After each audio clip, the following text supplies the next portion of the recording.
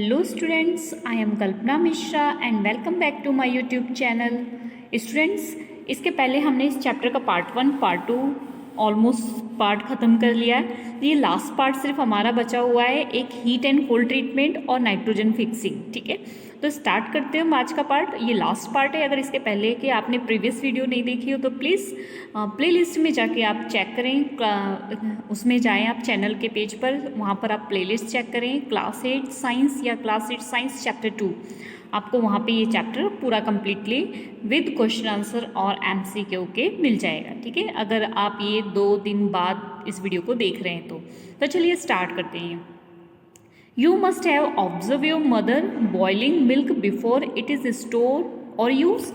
आपने ऑब्जर्व किया है अपनी मदर को कि जो दूध होता है स्टोर करने से पहले उसको गर्म करते हैं। क्यों? क्योंकि बॉईल करने से जो उसके माइक्रो ऑर्गेनिज्म होते हैं ना, वो क्या हो जाते हैं, ख़त्म हो जाते हैं। ठीक है, तो ये एक तरीके से क्या हो गया, प्रिजर्व हो गया हमारा मिल्क। ठीक है, अब बूझो कह रहा है why does the milk that come in pickle not spoil, sorry packet. ठीक है, my mother told me that the milk is pasteurised. What is pasteurisation? अब वो बूझो कह रहा है जो मिल्क पैकेट में आता है ना, वो जल्दी ख़राब नहीं होता है, वो ख़राब नहीं होता है। तो मेरी मदर ये बोलती है कि वो पास्चुराइज्ड है। तो वो जानना चाहता है ये पास्चुराइजेशन का मतलब क्या होता है, और ये टॉपिक आपके लिए बहुत इंपॉर्टेंट है। इस टॉपिक से रिलेटेड आपके जो है क्वेश्चन पूछे जाते हैं। ठीक है, तो इसको आपने अच्छे से समझना है।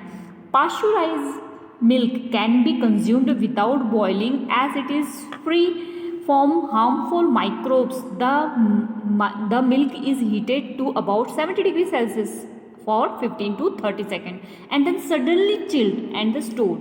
क्या किया जाता है पास्चुराइजेशन में? उसमें पहले तो मिल्क को लिया जाता है और उसके बाद उसको हीट किया जाता है कितने डिग्री सेल्सियस पे? 70 डिग्री सेल्सियस पे। ठीक है, और कितने 15 से 30 सेकेंड बहुत तेज़ हीट पर उसको हीट किया जाता है 70 डिग्री सेल्सियस पर, और उसके बाद अचानक से उसको तुरंत ही क्या कर लिया जाता है, ठंडा कर देते हैं और स्टोर कर देते हैं। ठीक है, तो इससे क्या होते हैं, उसके अंदर के जो माइक्रोब्स होते हैं ना, वो ख़त्म हो जाते हैं। तो by doing it prevent the growth of the microbes. This process was discovered by the Lewis pasture. तो इस प्रोसेस को जो है पास्चुराइजेशन बोलते हैं, और इससे माइक्रोब्स की जो है ग्रोथ कम हो जाती है या ना के बराबर हो जाती है। और इसको डिस्कवर किसने किया था? लुईस पास्चर ने किया था। इसलिए इस मेथड को क्या बोलते हैं? पास्चुराइजेशन। ठीक है, तो आपको पता होना चाहिए पास्चुराइजेशन क्या होता है। मिल्क को हीट करते हैं 70 डिग्री सेल्सियस पे 15 to 30 सेकेंड, और अचानक से उसको क्या कर देते हैं, चिल कर देते हैं और स्टोर कर लेते हैं। इसे पास्चुराइजेशन कहते हैं। और ये भी पता होना चाहिए कि इसको किसने डिस्कवर किया था। इसको डिस्कवर किया था लुईस पास्चर ने। ठीक है, next, store and packing. These days, dry fruits and even vegetables are sold in cell airtight packet to prevent the attack of the microbes. आजकल क्या करते हैं, माइक्रोब से बचने के लिए वो स्टोर करके रखते हैं, मीन्स पैकेट वगैरह में। वेजिटेबल्स भी कई लोग और पिकल्स वगैरह उसमें क्या होता है, पैक करके आते हैं ताकि माइक्रोब से बचा जा सके। ठीक है, एंड लास्ट टॉपिक है हमारा नाइट्रोजन फिक्सिंग। तो आपने नाइट्रोजन फिक्सिंग बैक्टीरिया के बारे में प्रीवियस क्लासेस में देखा होगा। राइजोबियम नाइट्रोजन, ये आपको पता होना चाहिए। नाइट्रोजन फिक्सिंग का बैक्टीरिया कौन सा होता है? राइजोबियम। ठीक है, और ये क्या कौन से प्लांट में पाया जाता है? ल्यूग्यूमिनस प्लांट में, मीन्स पल्सेस, जैसे दाल वाले प्लांट होते हैं ना, उनके रूट्स में पाया जाता है। ठीक है, तो राइजोबियम जो है इनके रूट्स में रहता है, ल्यूग्यूमिनस प्लांट के, मीन्स जो प्लांट्स पल्सेस वाले प्लांट्स होते हैं उनमें पाया जाता है। ठीक है, और ये क्या होते हैं, ये आपस में सिम्बायोटिक रिलेशनशिप देते हैं, नाइट्रोजन फिक्सिंग करते हैं। ये क्या करते हैं, वो प्लांट से अपना फूड लेते हैं और उसके बाद प्लांट को नाइट्रोजन जो है प्रोवाइड करते हैं, उनको न्यूट्रिएंट्स देते हैं। ठीक है, इसलिए इसको सिम्बायोटिक कहते हैं। क्यों? क्योंकि ये एक दूसरे की हेल्प से काम करें। तो आप इस तरीके से देख सकते हो जो रूट्स होते हैं पल्सेस की, दाल वाले पौधों की, वहाँ पे आप यहाँ पे देख सकते हो छोटे छोटे से गांठ जैसे दिखाई दे रहे हैं ना आपको, यहाँ दिखाई दे रहे हैं, यहाँ दिखाई दे रहे।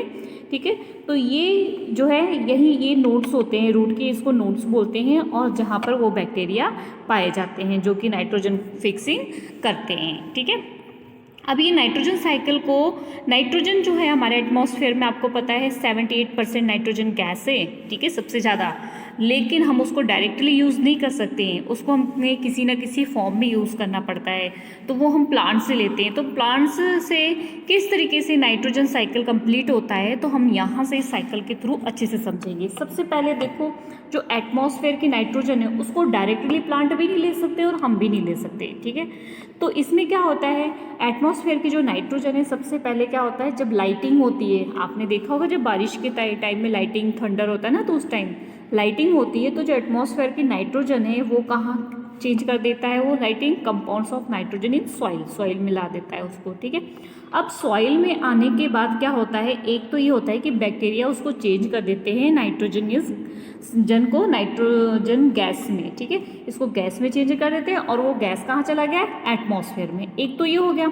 दूसरा, जब ये सॉइल में आया तो इसको कौन ले लेता है, प्लांट ले लेते हैं। अब प्लांट को कौन खाता है, एनिमल खाते हैं। अब एनिमल जो है, या तो उनकी डेथ हो गई या उनकी बॉडी से जो वेस्ट निकला और उसके बाद वो वेस्ट वापस कहाँ आ गया, सॉइल में। दो साइकिल समझ आई आपको अच्छे से, कैसे, एक बार फिर से रिपीट करें। एटमॉस्फेयर की नाइट्रोजन जब लाइटिंग हुई तो लाइटिंग से वो कंपोनेंट कहाँ आ गया, सॉइल में आ गया।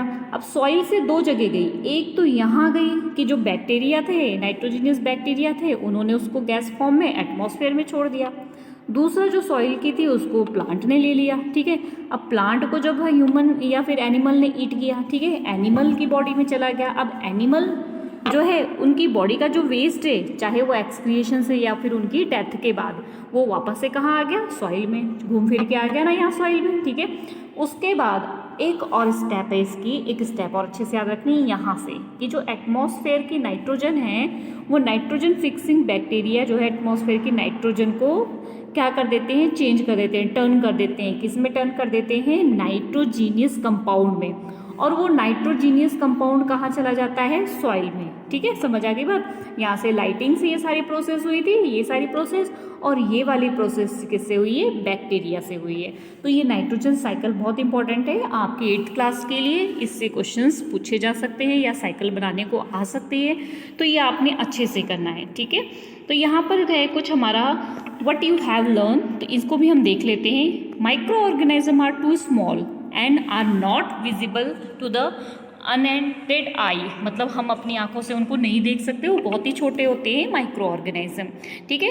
They can live in all kinds of the environment, ये हर तरीके के एनवायरमेंट में होते हैं, चाहे वो ठंडा हो, गर्म हो, या फिर मेजी हो, या फिर मर्शी हो, या फिर हॉट हो, ठीक है, या डेजर्ट हो, हर जगह पाए जाते हैं, ठीक है। Micro organism are found in air, water and in the bodies of the plant and animal. अब कहाँ कहाँ पाए जाते हैं, एयर में भी होते हैं, वाटर में भी होते हैं, प्लांट और एनिमल की बॉडी में भी होते हैं। और ये कैसे होते हैं, यूनिसेलुलर भी होते हैं, मल्टी सेलुलर भी होते हैं। यूनिसेलुलर मीन्स इनकी बॉडी जो होती है ना, एक ही सेल से जो पूरी बॉडी का फंक्शन ये कर लेते हैं। आपने क्लास 7th में सेल के बारे में पढ़ा होगा, ठीक है। 8th में भी हम आगे डिटेल में इसको पढ़ेंगे नेक्स्ट चैप्टर्स में। तो यूनिसेलुलर क्या होते हैं, जिनकी बॉडी के सारे फंक्शन जो है एक ही सेल में कंप्लीट हो जाता है। और मल्टी सेलुलर क्या होते हैं, जिनको अपनी बॉडी के सारे फंक्शन को कंप्लीट करने के लिए बहुत सारे सेल की जरूरत पड़ती है, ठीक है। Micro organism include bacteria, fungus, protozoa, some algae, virus. Through the different form of the above mentioned living organism are the considered microbes. Micro organism bacteria, fungus, protozoa और एल्गी भी होते हैं, इसके अलावा वायरस भी होता है, ठीक है, जो कि लिविंग ऑर्गेनिज्म में होता है। Virus are the quite different from other micro organism, और माइक्रो ऑर्गेनिज्म से वायरस जो थोड़ा सा अलग है। They reproduce only inside the host, मतलब ये किसी के ऊपर रह के ही, अकेले नहीं, ये किसी के ऊपर रह के ही अपनी ग्रोथ को कर सकता है, रिप्रोडक्शन को कर सकता है, ठीक है, जैसे बैक्टीरियम, प्लांट और एनिमल सेल के अंदर, ठीक है। Some micro organism are useful commercial production and of the medicine and alcohol. बहुत सारे माइक्रो ऑर्गेनिज्म हमारे लिए फ़ायदे वाले होते हैं, कमर्शियल प्रोडक्ट के लिए या किसी मेडिसिन के लिए, अल्कोहल के लिए, ठीक है। और सब माइक्रो ऑर्गेनिज्म जैसे कि डिकम्पोज, जो ऑर्गेनिक वेस्ट होता है ना, डिकम्पोजर्स के उससे होते हैं, जो ऑर्गेनिक वेस्ट होता है, जैसे केले के छिलके, ये हमने चैप्टर 1 में पढ़ा था ना, सब्जियों के छिलके, इनको सबको क्या कर देते हैं, सिंपलेस्ट सब्सटेंस में चेंज कर देते हैं और हमारे एनवायरनमेंट को क्लीन कर देते हैं, इसको बोलते हैं डिकम्पोजर्स, ठीक है। प्रोटोजोआ क्या होता है, जो मलेरिया फैलाते हैं, ठीक है। सब माइक्रोब्स जो है ग्रोथ करते हैं हमारे फूड पर और हमारे फूड को क्या करते हैं, पॉइजनिंग कर देते हैं, ठीक है। सब microbes reside in the root of the nodes of the leguminous plant, जो मीन्स पल्सेस के जो प्लांट है उनके रूट में पाए जाते हैं और नाइट्रोजन को फिक्स करते हैं सॉइल में और सॉइल की फर्टिलिटी बढ़ाते हैं। और कुछ बैक्टीरिया प्रेजेंट होते हैं soil fix nitrogen from the atmosphere में और एटमॉस्फेयर की नाइट्रोजन को कन्वर्ट करते हैं नाइट्रोजीनियस कंपाउंड में, ठीक है। Certain bacteria convert compound to the nitrogen present in the soil into the nitrogen gas which is release to the atmosphere. कुछ बैक्टीरिया क्या होते हैं, वो नाइट्रोजन जो एटमॉस्फेयर में होते हैं ना उसको सॉइल में भेज देते हैं और वहाँ से फिर जो सॉइल वाली नाइट्रोजन होती है उसको एटमॉस्फेयर में रिलीज कर देते हैं, ठीक है। तो ये चैप्टर के हमारे हो गए हैं, ये हमारा ऑलमोस्ट पार्ट हो गया है। इसके बाद मैं आपको इस चैप्टर का जो है नेक्स्ट वीडियो में इसके क्वेश्चन आंसर्स कराऊंगी। आई होप आपको ये इतना अच्छे से समझ आ गया हो। तो प्लीज़ वीडियो को लाइक कर देना और चैनल को अगर अभी तक सब्सक्राइब नहीं किया तो सब्सक्राइब कर देना और बेल आइकन को दबाना मत भूलना। मिलते हैं नेक्स्ट वीडियो में, तब तक के लिए बाय बाय।